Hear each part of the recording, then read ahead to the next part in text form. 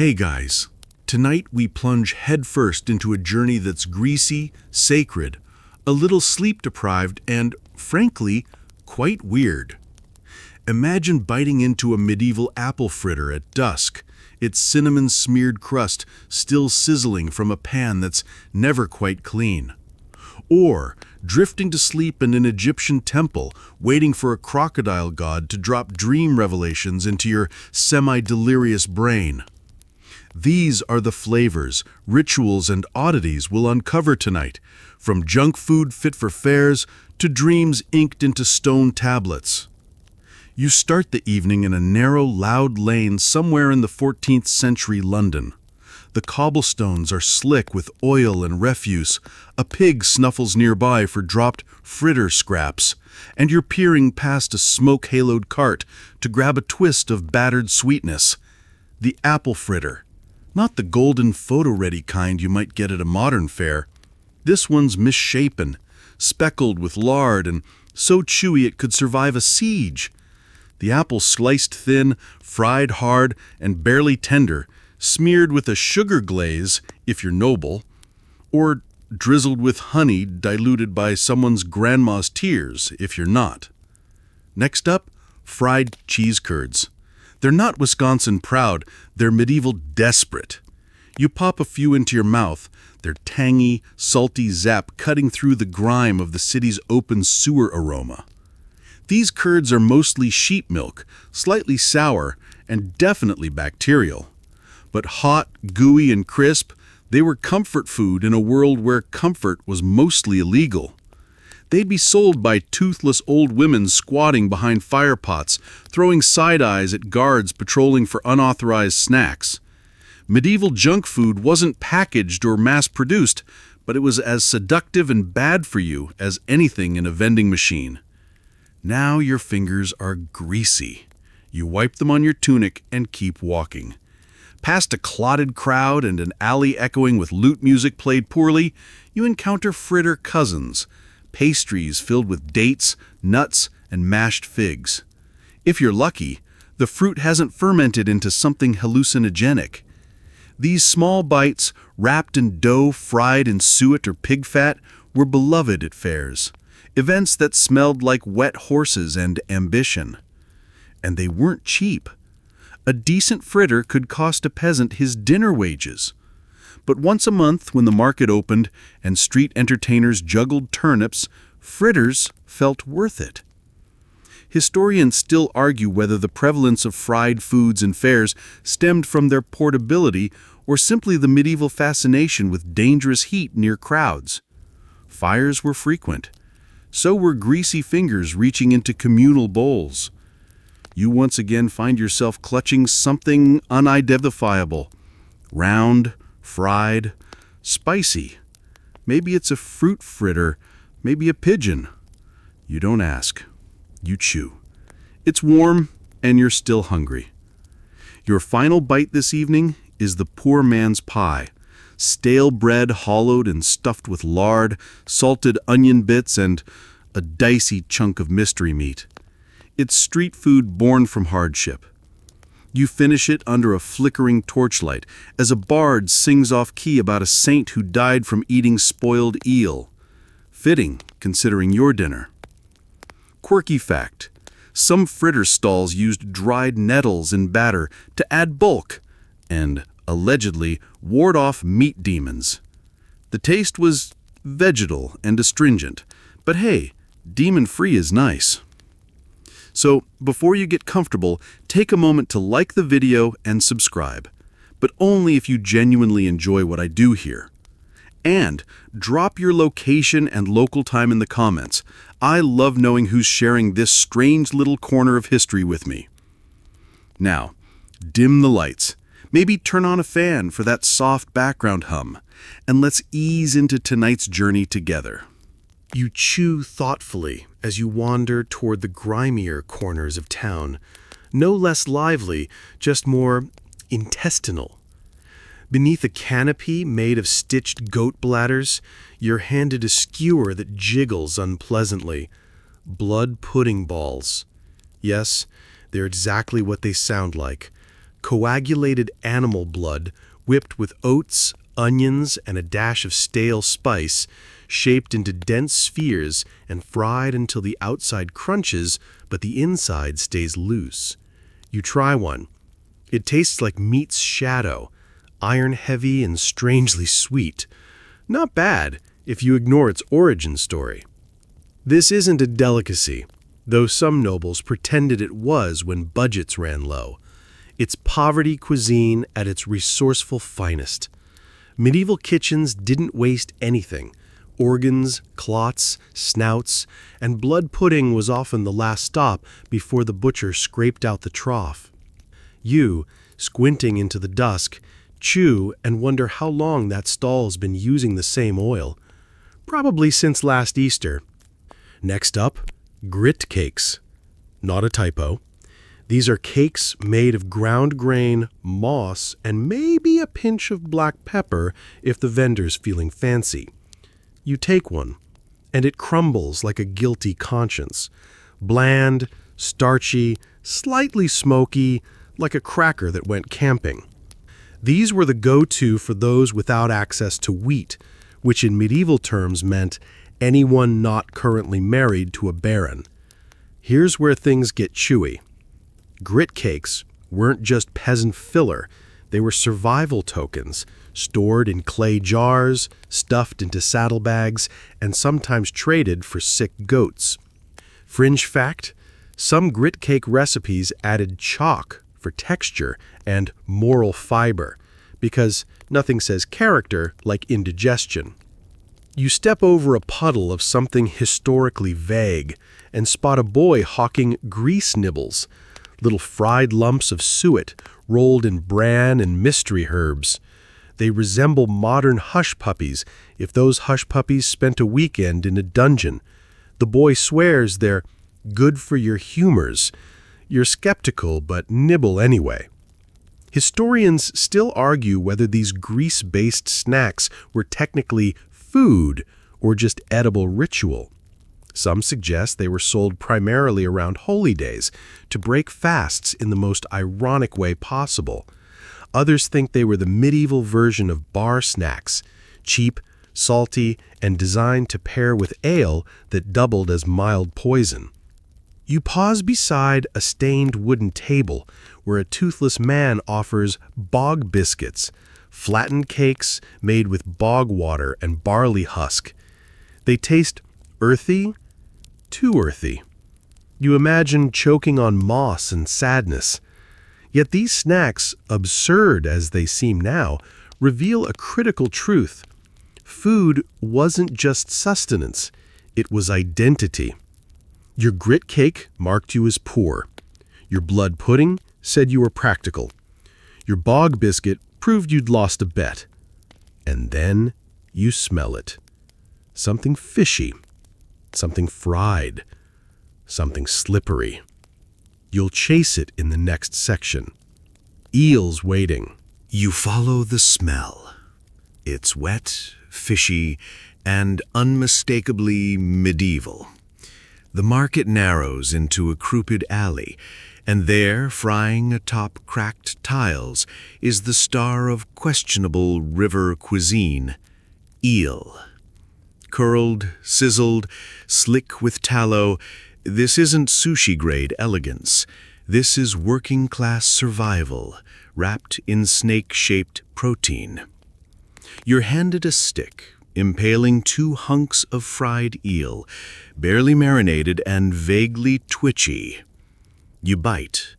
The texture's gelatinous, like someone tried to roast jelly, and the taste, mud forward with a hint of, should this still be moving? The vendor, grinning through gaps in his dental resume, explains that eels were preserved using 3 main techniques: salt, smoke, and sheer recklessness. Without refrigeration, medieval fishmongers relied on salt so heavy it could pickle your dreams. Whole barrels of eel were layered with coarse imported salt, precious stuff, often taxed or traded like treasure. Smoking was next, long hours over peat fires, which gave the eel a pungent, mossy flavor and left you smelling like burnt swamp for days. Less commonly, eels were pickled in wine and herbs, but only nobles enjoyed such refinement. The rest got brine and mold. Now, fun fact, eels were so popular in parts of England that some monasteries tracked yearly eel consumption in elaborate ledgers. One abbey recorded over 50,000 eels eaten in a single Lent season. Historians still argue whether this constituted gluttony or was just holy snacking. You chew slower now. The market buzzes around you. Vendors shouting through fog, cats leaping for dropped fish heads, a monk preaching moderation beside a cart selling candied eel tails. Candied. In honey, naturally, the medieval sweetener of choice, unless you were rich enough for sugar. A fringe treat catches your eye next. Eel pops. Small fried eel bits speared like candied apples, rolled in stale breadcrumbs and nut powder. They crunch, then squelch. You're not sure if it's innovative or terrifying. Likely both. By now you've noticed something. These foods are high effort, low reward. Frying eel in lard, coating it in whatever's not dirt, and serving it with scraps. All to make it palatable. But still, people loved it. Eel fed entire villages. It was cheap, readily available, and didn't require butchery.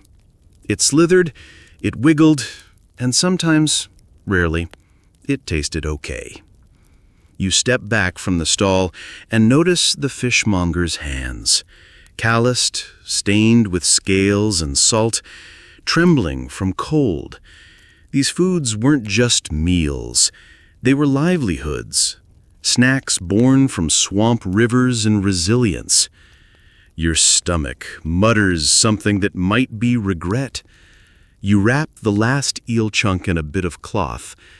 Maybe a snack for later? You decide against it. In the distance, something sparkles. A noble's cart with tiny gold pots. Sugar glistens. You're moving up in culinary class next. Just don't expect to taste it. You edge closer to the noble cart, drawn by white ponies with braided manes and drivers dressed like fancy napkins. The cart itself glitters, gold trim, silk curtains, and under one dome-shaped lid, sugar.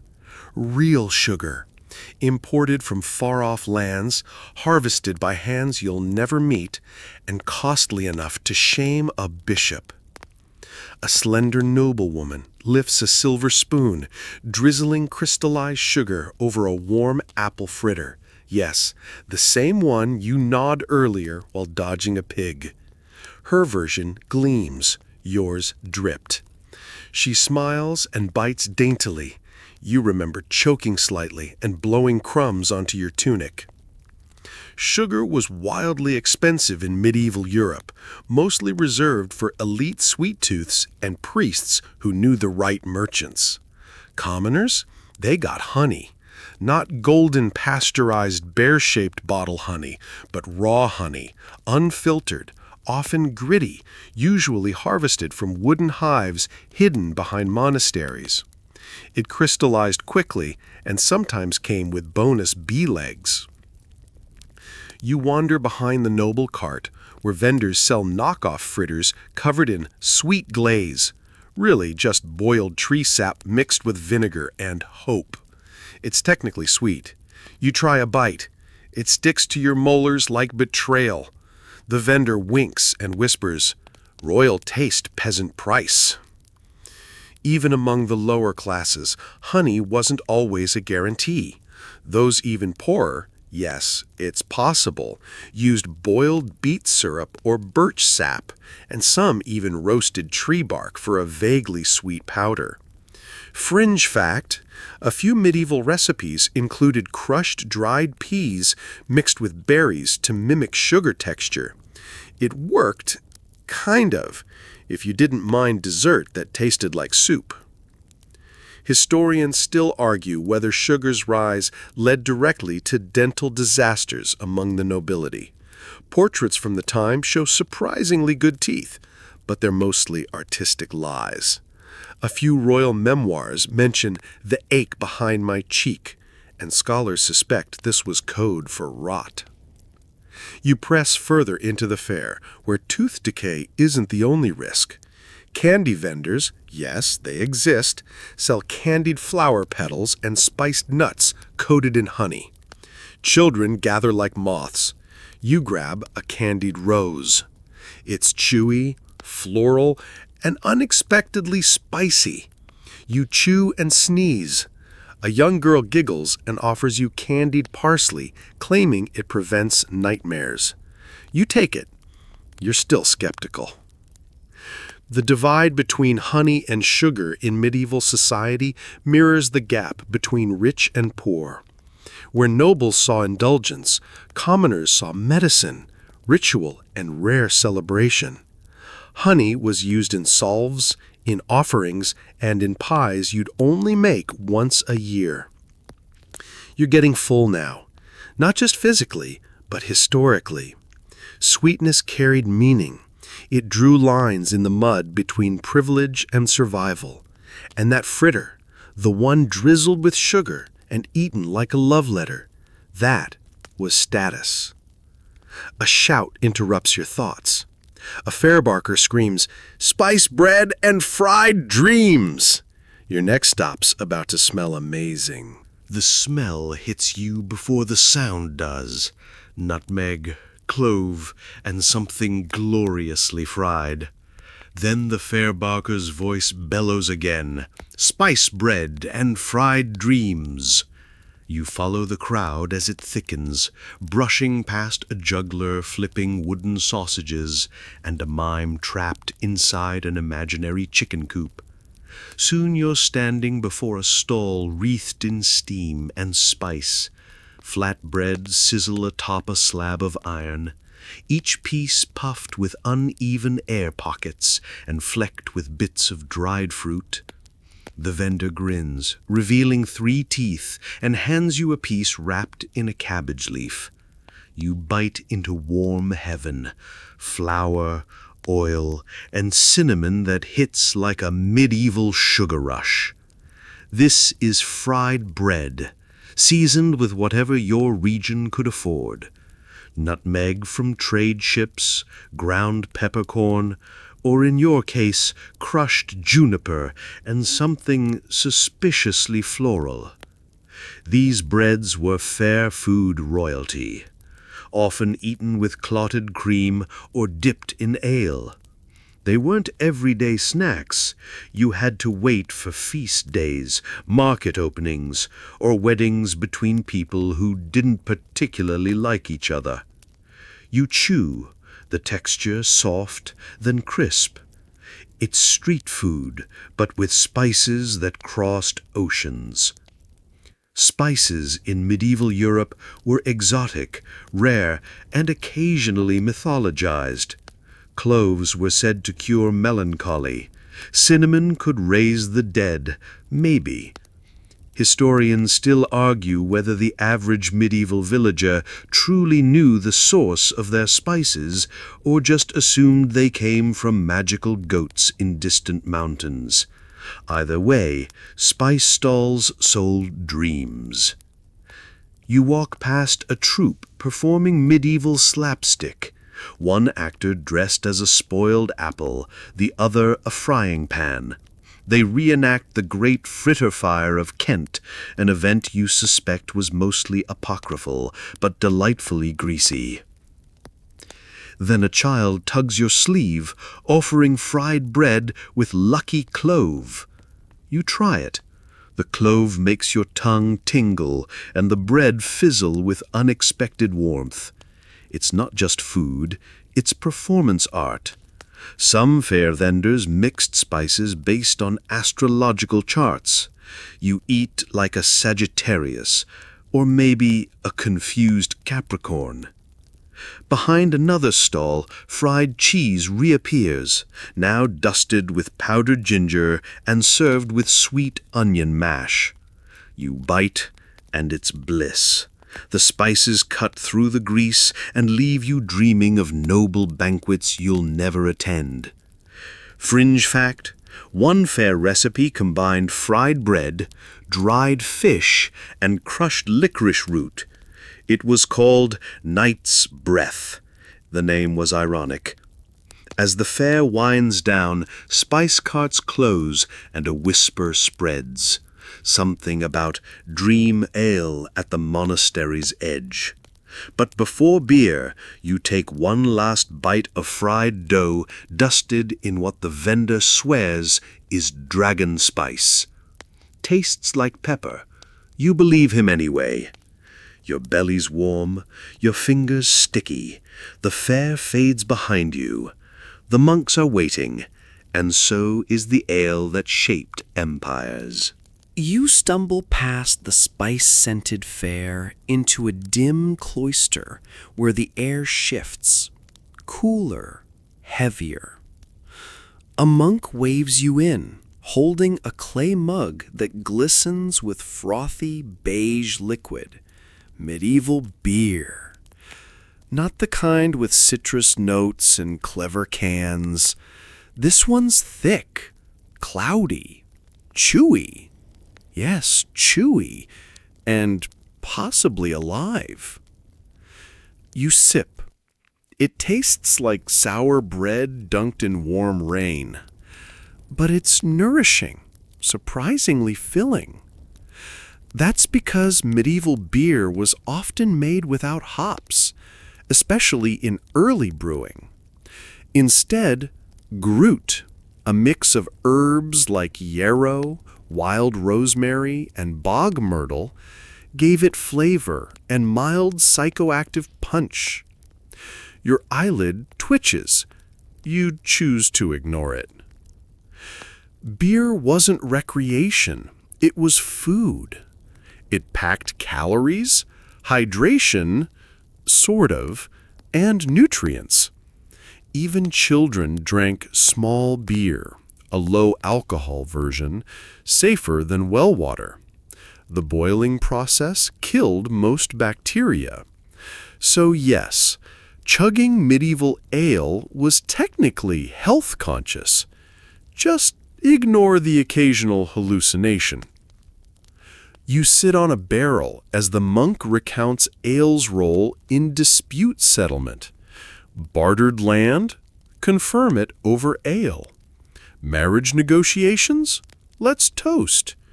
Church repairs? Ale fundraiser. Fringe fact: one abbey brewed so much that its beer production doubled its oat harvest. Historians still argue whether the brewery was technically part of their spiritual mission or just a divine loophole. The monk then explains beer's social power. Brewing rights were controlled by guilds, feudal lords, and, surprisingly often, women. In many villages, alewives ran local production, wielding influence over both hydration and gossip. You picture a stern woman stirring a cauldron while eavesdropping on four barons. She nods. She knows. A side table displays bizarre brews, one made from fermented peas and one laced with chicken bones for fortitude. You're skeptical. The monk winks and pours another round of barley-based liquid with hints of bread crust and regret. You take a sip. Your tongue numbs slightly. Ale was survival. It fed towns, built alliances, and filled gaps where food ran short. You toast your clay mug and breathe in the aroma, wet wood, yeast, and faint hope. It's not delicious, but it's honest. From beer's body to dream's mystery, You're about to lie down inside an ancient temple. Crocodile dung optional. You lie on a stone slab in an Egyptian temple that smells of frankincense, damp reed mats, and, yes, crocodile dung. It's not punishment, it's tradition. You're part of a dream incubation ritual, hoping the gods will whisper secrets through your sleep. The priest dabs your forehead with scented oil, likely derived from lotus flowers and ambiguous herbs, though you catch an unmistakable whiff of something swampy. Crocodile dung was sometimes used as symbolic protection. You blink, you're still awake. The temple's walls glow with torchlight, flickering over carved glyphs that recount dream prophecies, healing visions, and royal nightmares. Above you looms Sobek, the crocodile-headed god of fertility and strength, and, apparently, dreams. The theory goes, if Sobek swims through your sleep, it means fertility, prosperity, or a really weird breakfast craving. Ancient Egyptians believed dreams were divine telegrams, not subconscious musings, not stress responses, but full-blown messages from gods, ancestors, and sometimes irritated demons. To prepare, you fasted, bathed in sacred water, and smeared yourself in perfume strong enough to stun a camel. You're currently drowsy. The oil on your forehead tingles. Nearby, a priest chants softly while a scribe prepares your dream journal. Yes, journals. Egyptians documented their dreams with obsessive precision. Dreamt of dancing hippo, good harvest. Dreamt of falling feathers, bad marriage. Every image meant something. Entire schools of interpretation existed, rivaling modern psychiatry with more birds. Fringe fact: certain priests specialized solely in dreams. They were paid to sleep, dream, and report back. If their dreams didn't align with temple prophecies, they got benched. Historians still argue whether these rituals were medical, mystical, or bureaucratic.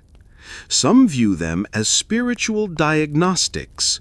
Others see ancient Egypt's early attempt at sleep therapy, minus the melatonin. The floor beneath you shifts subtly. Is it the dream beginning, or the temple's shifting foundation? You close your eyes and wait. In the silence, you imagine scorpions dancing, rivers whispering your name, and gods carving riddles into your skull. You hope it's a metaphor.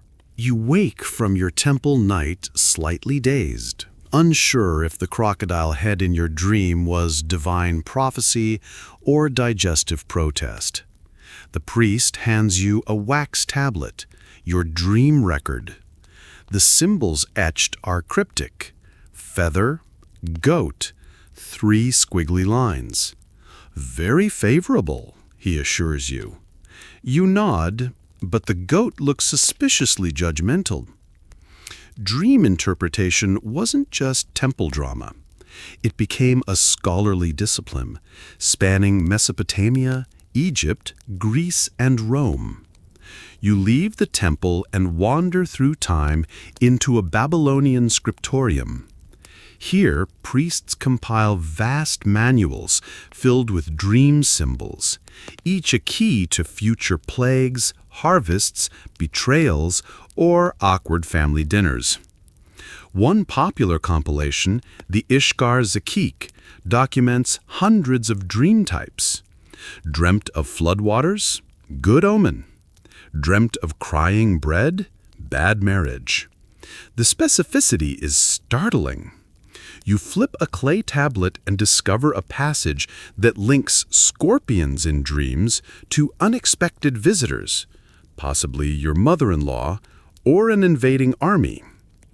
Historians still argue whether these texts were viewed as spiritual guides or ancient stand-up routines gone solemn. Next, you wander into a Greek agora where dream interpreters ply their trade like psychics crossed with weather forecasters. One offers a scroll filled with nightly advice. Dream of trees? Prosperity. Dream of falling? New sandals. You blink. That doesn't feel connected. The Greeks elevated dream analysis further, linking it with the soul's journey. Aristotle saw dreams as biological echoes, while Plato mulled their role in revealing higher truth. You drink fig wine and argue with a philosopher who claims nightmares are just poor digestion. You disagree. Your last dream featured an eel doing taxes. Fun fringe fact. Some Roman dream interpreters believed the moon's phase altered dream content. Waxing moon? Romance. Waning moon? Plumbing disasters. You begin tracking your dreams by lunar charts. Soon they resemble abstract poetry. You end this stroll beside a Roman patrician, whispering about her dream of being chased by sheep. She's unsure if it means rebellion or laundry. You nod sagely and say, definitely laundry. Your dream journal grows, filled with riddles and symbolic noodles. You're almost ready to sleep again, this time under Greek stars, hoping dreams will guide your next step, or just let you nap without goats. You leave the Roman street behind and wander toward a grove outside Athens, olive trees swaying, moonlight slinking through mist. A small shrine stands there, barely more than a carved stone slab and a thatched roof supported by columns that look like they've seen better prayers. This is an incubation chamber, where you'll spend the night invoking divine insight through dreams. You lie on a straw mat that smells like thyme and goat. Someone sprinkles rose water nearby. You sneeze. It's poetic. In ancient Greece, dream incubation wasn't just mysticism. It was therapy, religion, and sometimes last-ditch medicine. You're told to sleep facing east, a direction favored by Apollo, the dream sender-in-chief. You're skeptical, but the mat's lumpy, and east is less windy. Beneath you, carved into stone, are glyphs detailing past dreams from other pilgrims. One saw a lion baking bread. Good omen. Another floated over cornfields, harvest guaranteed. And one just screamed about turnips, undecided.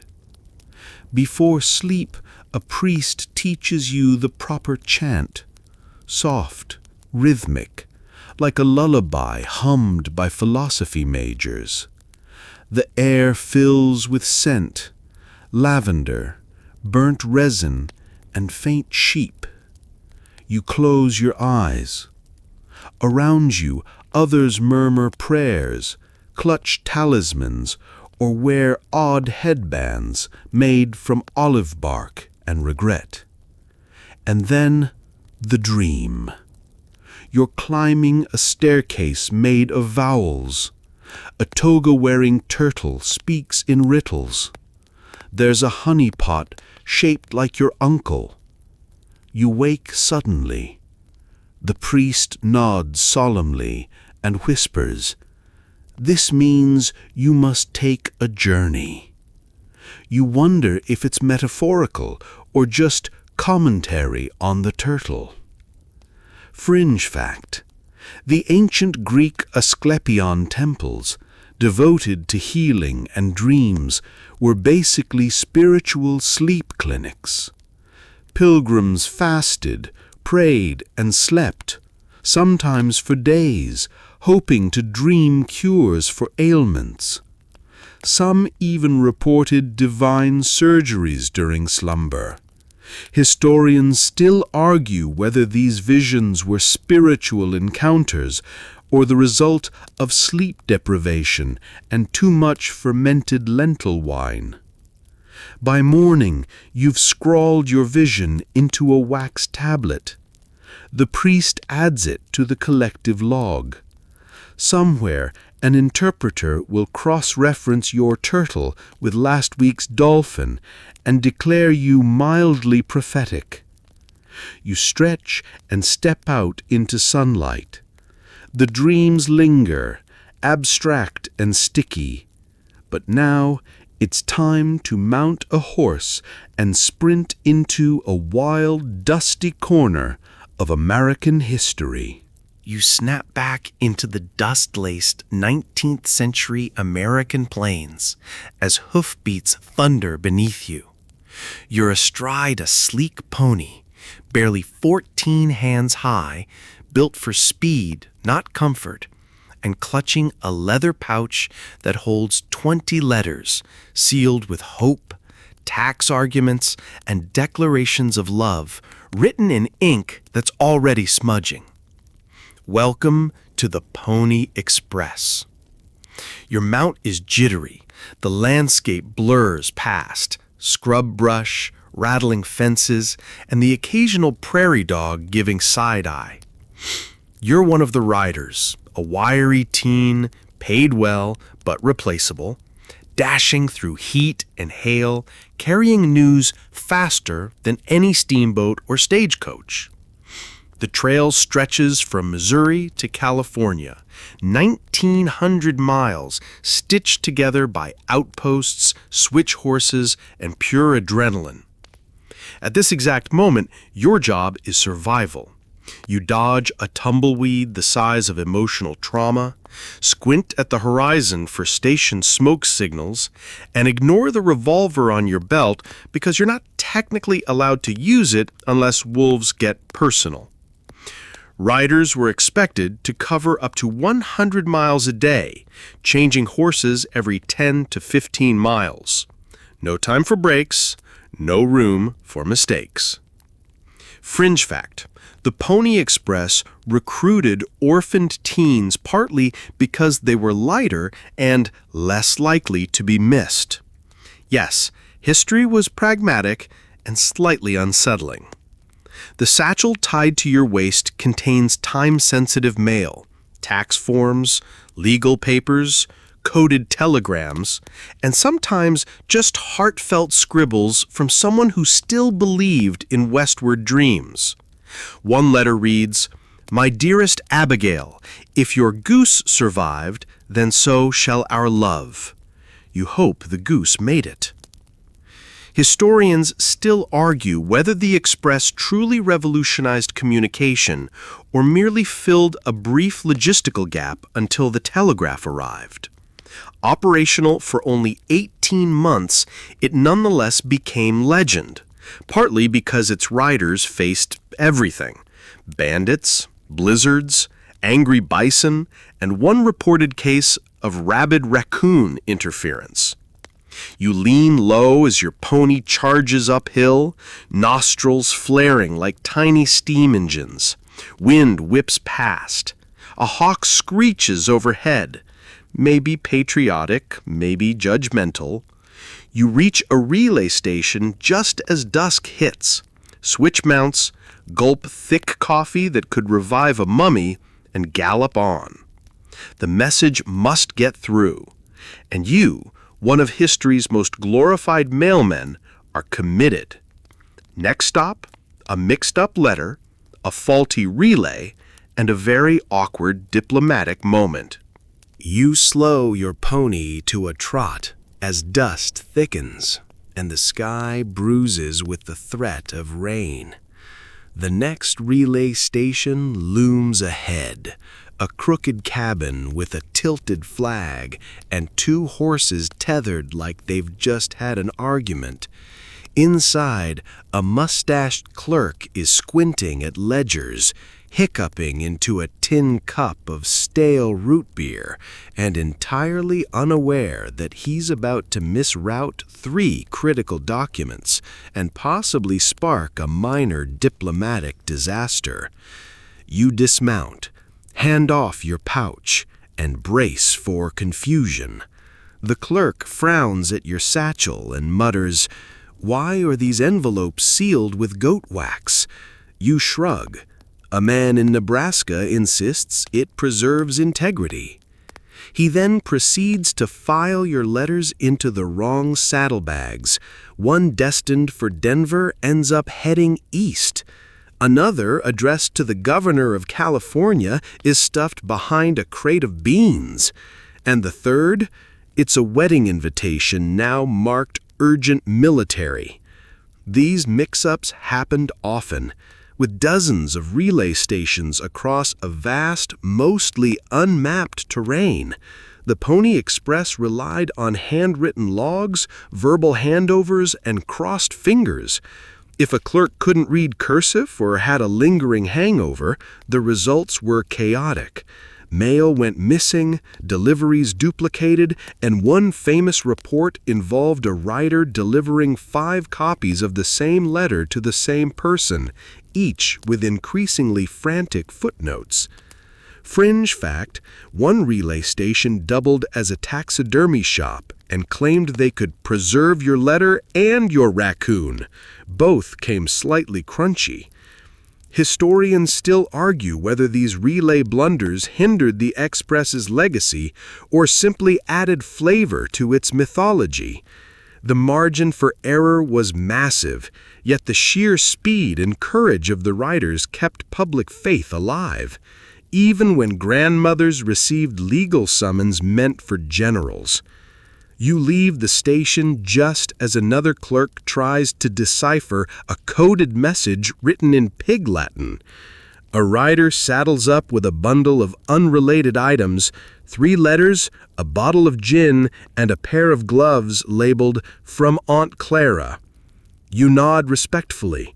Every mail item is sacred, even when it's confusing. As you mount your next pony, thunder cracks. You clutch your satchel tighter. It contains letters that may or may not be misfiled, but they're moving forward. That is what matters. The stories grow wild from here, because the Pony Express wasn't just a service, it became a legend. You ride on into myth. The trail beneath you feels less like dirt now, more like memory stitched across prairie and legend.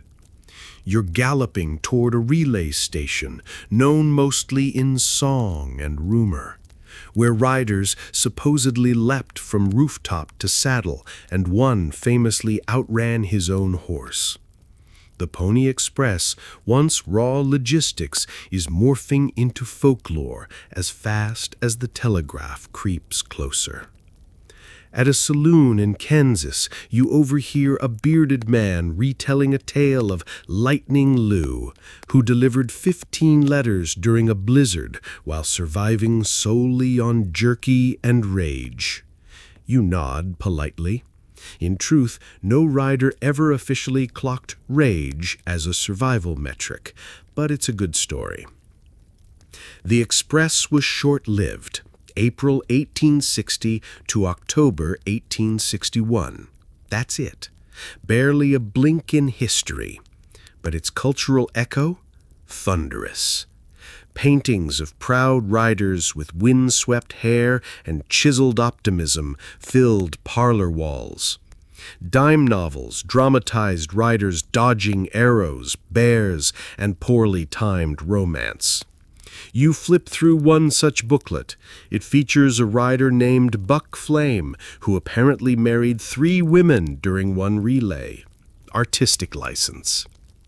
Historians still argue whether the media's obsession with the Express distorted its reality or honored its courage. Fact: riders were mostly teenagers, paid about $100 a month, and discouraged from carrying weapons.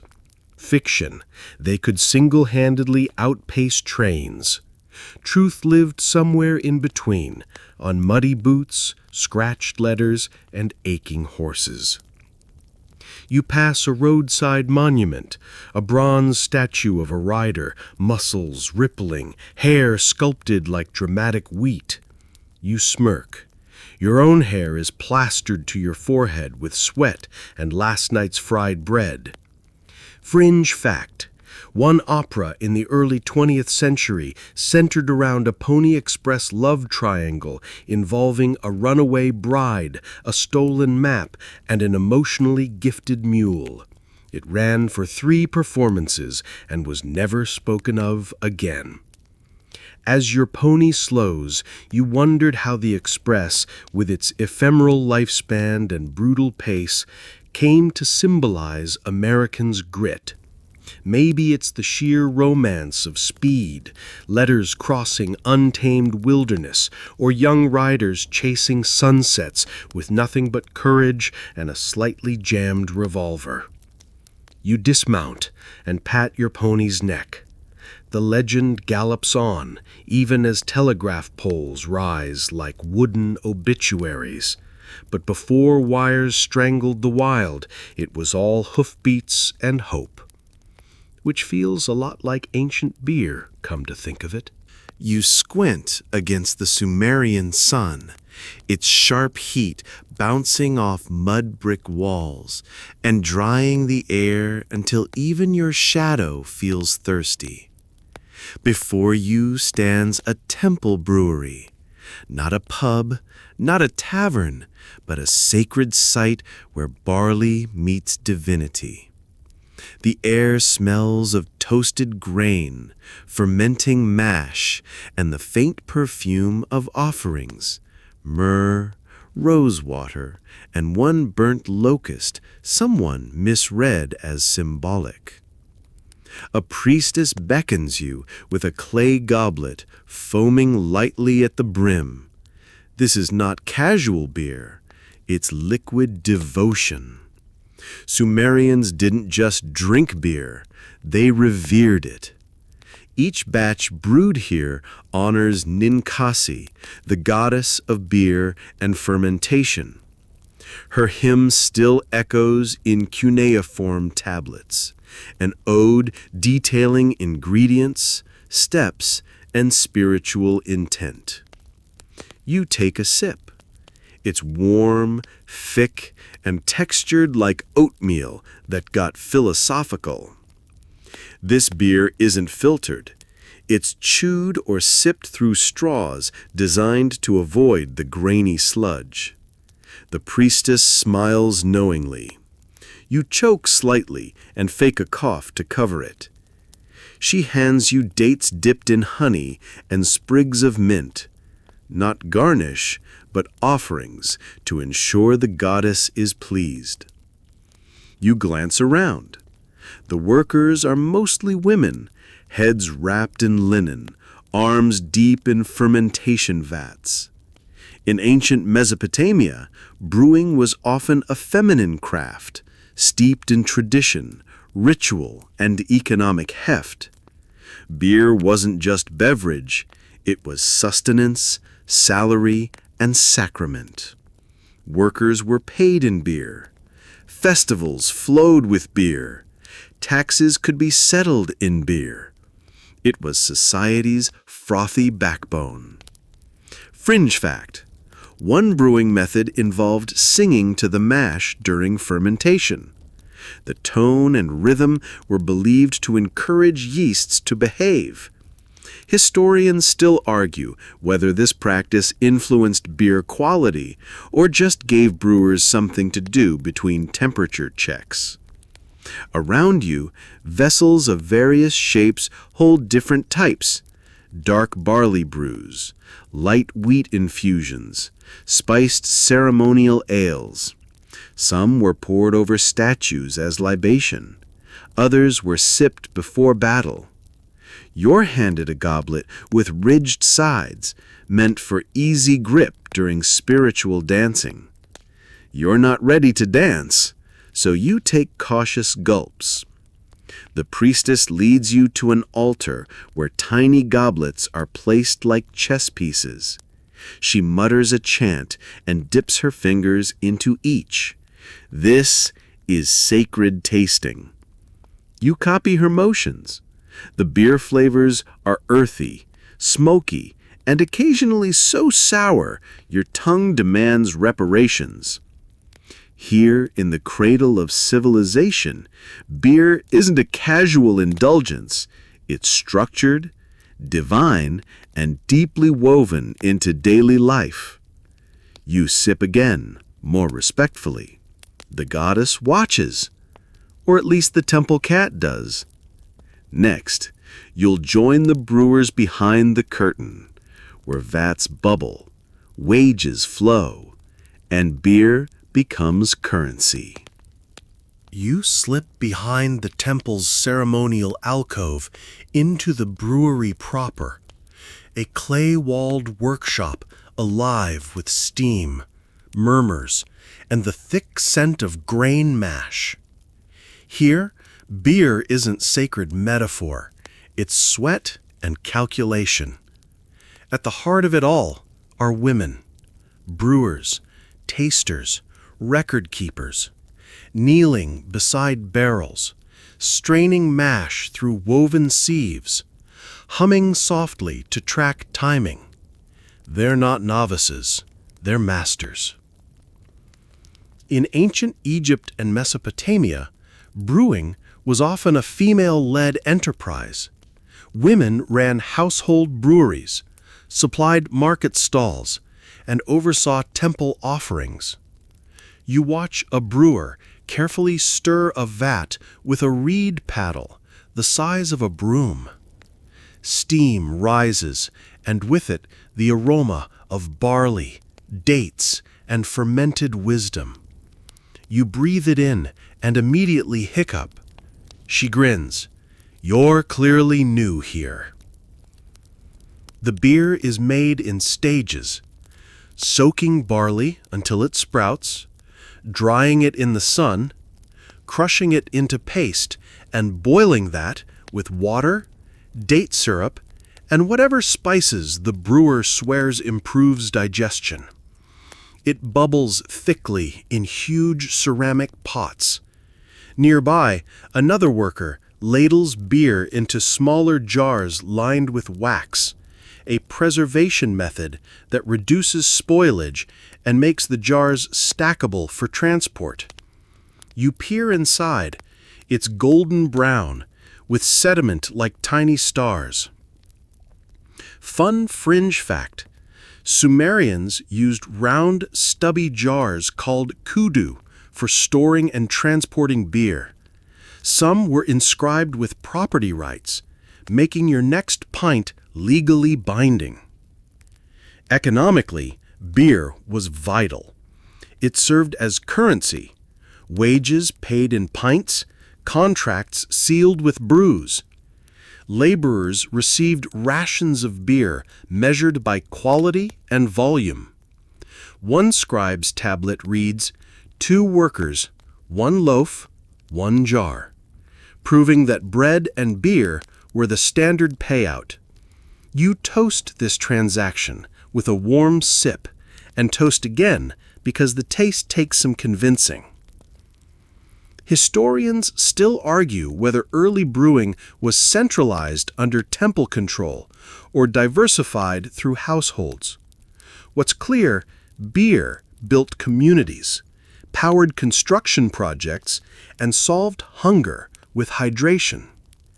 You watch a ledger keeper scratch out symbols for quantity, date, and flavor. She adds a small doodle, possibly a frog holding a goblet. You approve. A brewer hands you a tasting straw, hollow, thin, and slightly bent. You sip from a vat labeled Celebration Grade. It's smoother, slightly bubbly, with faint fruit notes. You're told this was reserved for festivals, weddings, and government announcements. You nod. It tastes like a civic achievement. You catch a group laughing over a batch that turned sour. They call it goat wine. It's undrinkable, but they'll use it for ritual cleansing. Beer waste, rarely wasted. As you step outside, the sun has mellowed. Workers pack clay jars onto carts. Women joke with scribes, and a toddler drinks from a shallow cup as a priest chants nearby. Beer here isn't party fuel. It's livelihood. It's backbone. Your breath still smells like barley. Your hands feel stickier than your conscience. You're ready for one last round where hangovers meet prophecy and pubs echo temples. You wake to the smell of roasted grain and the distant sound of temple bells. Or is it tavern laughter? It's hard to tell now. The lines between sacred and social blur where beer lives. The ancient brews you tasted were spiritual sustenance. But what about the aftermath?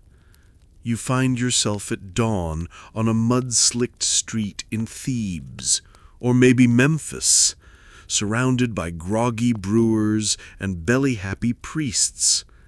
A young man sits beside a vat, muttering about last night's great goddess vision, and a woman nearby swears she dreamt of riding a cloud shaped like fermented barley. Hangovers aren't just biological, they're prophetic. The Egyptians called beer heket, and it was central to celebrations, offerings, wages, and hangouts. They brewed it thick, often with added herbs or dates, and consumed it morning, noon, and sometimes in awkward midnight rituals involving hymns and questionable toasts. Beer was medicine, a mood lifter, and even a fertility symbol. You wander past scribes, logging beer rations for pyramid workers, each pint documented with more care than royal marriages. Fringe fact, some brewers used sycamore bark to ferment beer faster.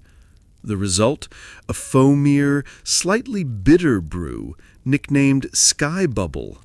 It was adored by priests, feared by cats, and rumored to cure sluggishness or cause dancing. Historians still argue whether beer's prevalence stemmed from nutritional necessity or spiritual indulgence. Either way, its legacy sloshed through every pot and platter of ancient life. Beer was so entwined with ceremony that breweries operated inside temples, offering libations before brewing. You sip one final cup, warm, spiced, strangely familiar.